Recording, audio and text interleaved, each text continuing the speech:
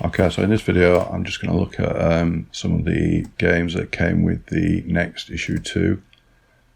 So kicking off with some of the specials that came with the KS2, the 3 of those.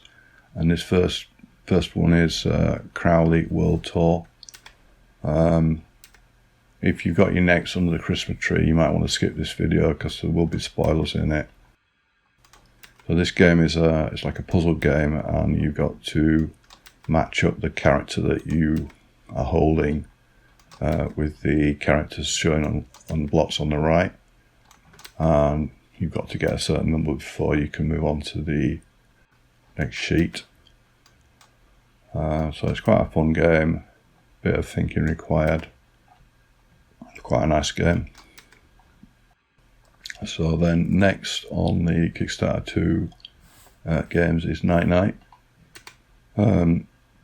I did buy a joystick, an arcade art joystick, back when the Kickstarter was announced, and then put it in a box and lost it, and then had a house move, so I then had no idea where it was.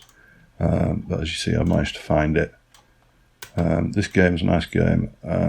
You've got to light up the tiles underneath you, light them all up, and when you've done that, a key appears, and then you can get that and open the door and then go on to the next sheet.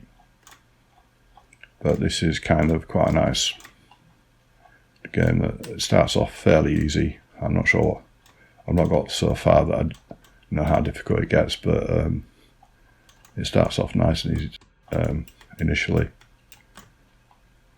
So there, I picked up the key. Now I've got to get back to the door and dodge the skeletons and then go on to the next level. So the next game is the Detour, which is a baggers in space type game. I think it's a continuation of the original game. It starts off a bit like Jetpack, where there's a rocket that you've got to build up, shoot the baddies that are flying towards you, and the arcade art joystick is working quite nicely for this.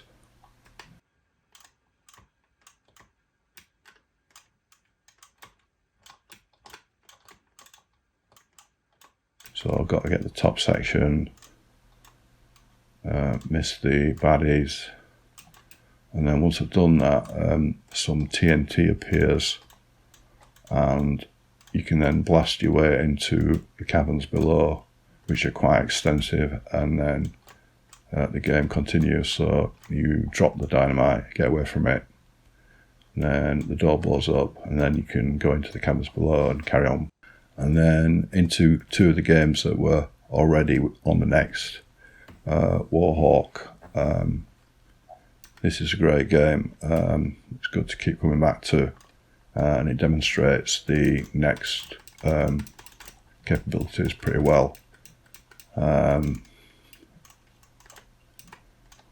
So some stuff you can shoot, and some stuff it's better just to dodge.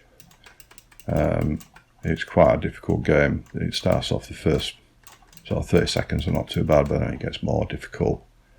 And I find that you're best to just sort of shoot the stuff in front of you and dodge the rest.